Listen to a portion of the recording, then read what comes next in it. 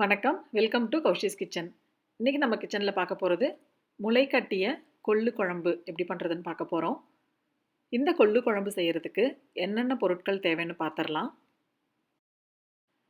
முளை கட்டிய கொள்ளு 2 கப், புளிக்கரைசல் 1 கப், பெரிய வெங்காயம் 1 பொடியாக நறுக்கியது, தக்காளி 1 பொடியாக நறுக்கியது, மிளகாய்த்தூள் 1 டேபிள் ஸ்பூன், மல்லித்தூள் 2 டேபிள் ஸ்பூன், ஜீரகத்தூள் 1/4 டேபிள் ஸ்பூன், மஞ்சள் தூள் 1/4 டீஸ்பூன், உப்பு தேவையான அளவு. அரைப்பதற்கு துருவிய தேங்காய் 1/2 கப், சோம்பு 1 டேபிள் ஸ்பூன், கசகசா 1/2 டேபிள் ஸ்பூன். தாளிப்பதற்கு எண்ணெய் 2 டேபிள் ஸ்பூன், கடுகு 1/2 டேபிள் ஸ்பூன், வெந்தயம் 1/4 டேபிள் ஸ்பூன், கருவேப்பிலை சிறிதளவு. கொள்ளு முளைக்கட்டுறதுக்கு முதல் நாள் ராத்திரியே கொள்ளை நல்லா ஊற வச்சிடலாம். ஃபுல்லாக ஒரு ஹோல் நைட் ஊறட்டும். மறுநாள் காலையில் நல்லா அலம்பிட்டு தண்ணியை நல்லா வடிச்சிட்டு ஒரு பாத்திரத்தில் வச்சு மூடி வச்சுருங்க. 2 நாள் இல்லை 3 நாளில் உங்களுக்கு இந்த மாதிரி நல்லாவே முளைக்கட்டியிருக்கும். ஸோ அந்த முளைக்கட்டின கொள்ளை நான் 2 கப்பு எடுத்திருக்கேன். ப்ரெஷர் குக்கரில் கரெக்டாக 4 கப்பு மட்டும் தண்ணி ஊற்றி நம்ம வேக வைக்கலாம். 5 இல்லை 6 விசில் வச்சா போதும்.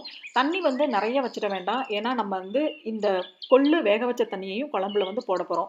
ஸோ குழம்பு கொதிக்கிறதுக்கு ரொம்ப நேரம் ஆகும். அதாவது கெட்டி கொடுக்கறதுக்கு ரொம்ப நேரம் ஆகும்.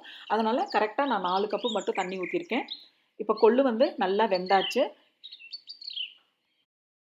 வெந்த கொள்ளில் ஒரு 2 டேபிள் ஸ்பூன் மட்டும் தனியாக எடுத்து மிக்சியில் கொரன்னு அரைச்சி எடுத்துக்கலாம். 20 நிமிஷம் புளியை ஊற வச்சுட்டு நல்லா கரைச்சி ஒரு கப்புக்கு நம்ம புளி கரைசல் எடுத்து வச்சுக்கலாம். மிக்சியில் தேங்காய், சோம்பு, கசகசா 3 சேர்த்து கொஞ்சமாக தண்ணியும் சேர்த்து நல்லா நைஸாக அரைச்சி எடுத்துடலாம். கொள்ளு குழம்பு மண் சட்டியில் பண்ணால் ரொம்ப ரொம்ப நல்லாயிருக்கும். உங்கள்கிட்ட இருந்தால் கண்டிப்பாக மண் சட்டிலேயே ட்ரை பண்ணுங்கள். எண்ணெய் சேர்த்துட்டு காஞ்சதுக்கப்புறம் கடுகு பொரிய விட்டுடலாம்.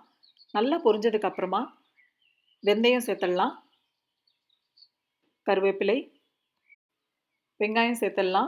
நல்லா கிளறி விடுங்க. வெங்காயம் நல்லா வணங்கணும். வெங்காயத்தோட பச்சை வாசனை போகிற வரைக்கும் நல்லா வணக்கிடலாம். வெங்காயம் வணங்கினதும் நறுக்கிய தக்காளி, மிளகாய்த்தூள், மல்லித்தூள், சீரகத்தூள், மஞ்சள் தூள் எல்லாம் சேர்த்துட்டு நல்லா கிளறி விடலாம். தக்காளி நல்லா சாஃப்டாக குக் ஆகட்டும். தக்காளி நல்லா சாஃப்டாக குக் ஆயாச்சு. எண்ணெயும் நல்லா பிரிஞ்சு வந்திருக்கு.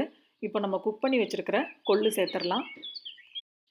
கொள்ளு சேர்க்கும்போது அதை தண்ணி கூடவே சேர்த்துருங்க. ஏன்னா அந்த தண்ணியில் அவ்வளவு சத்து இருக்குது. ஸோ அதனால தான் நம்ம வேக வைக்கும்போது கரெக்டாக 4 கப்பு மட்டும் வச்சோம். ஸோ தட் தண்ணி நிறையா இருக்காது. இப்போது கரைச்சி வச்சுருக்கிற அந்த புளி தண்ணியும் சேர்த்துடலாம். கொள்ளு அரைச்சி வச்ச பேஸ்ட்டும் சேர்த்துடலாம். சேர்த்துட்டு நல்லா கலந்து விட்டுட்டு ஒரு கொதி வரட்டும். குழம்பு நல்லா கொதிக்க தான் உங்களுக்கு அந்த டேஸ்ட் ரொம்பவுமே ஜாஸ்தியாக இருக்கும். இப்போ நல்லா கொதிக்குது. இந்த சமயத்தில் அரைச்சி வச்சுருந்த அந்த தேங்காய் விழுதையும் சேர்த்துடலாம். நல்லா கலந்துட்டு குழம்ப ஒரு 5லேருந்து 6 கொதி விடலாம். உங்களுக்கு குழம்பு கெட்டியாகிற வரைக்கும் நீங்கள் இதை குக் பண்ணலாம். இந்த 4 கப்பு தண்ணிக்கே உங்களுக்கு கரெக்டான கன்சிஸ்டன்சி கிடைக்கும். இன்கேஸ் உங்களுக்கு இன்னும் கொஞ்சம் குழம்பு கெட்டியாக இருந்தால் நல்லாயிருக்கும் அப்படின்னு தோணுச்சுன்னா 1 டீஸ்பூன் இல்லைனா 1.5 டீஸ்பூன் அரிசி மாவை ஒரு 1/4 கப்பு தண்ணியில் கலந்து நல்லா கட்டி இல்லாமல் கலந்துட்டு இந்த குழம்புல ஊற்றி கொதிக்க விடுங்க. ரொம்ப நல்லாயிருக்கும். சீக்கிரமாகவும் கெட்டி கொடுக்கும். ஆனால் இந்த கன்சிஸ்டன்சி கரெக்டான கன்சிஸ்டன்சி. 4 கப்பு தண்ணி சேர்த்துருக்கோம். அதே மாதிரி 1 கப்பு புளி கரைசல் சேர்த்துருக்கோம். அவ்வளோதான். நல்லா குழம்பு கொதி விட்டு வந்திருக்கு.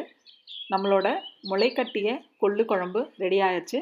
நீங்களும் செஞ்சு பாருங்கள். எனக்கு எப்படி இருக்குன்னு சொல்லுங்கள். இந்த வீடியோ உங்களுக்கு பிடிச்சிருந்ததுன்னா கௌஷிஸ் கிச்சன் சேனலுக்கு மறக்காமல் சப்ஸ்கிரைப் பண்ணுங்கள். தேங்க்யூ ஃபார் வாட்சிங்.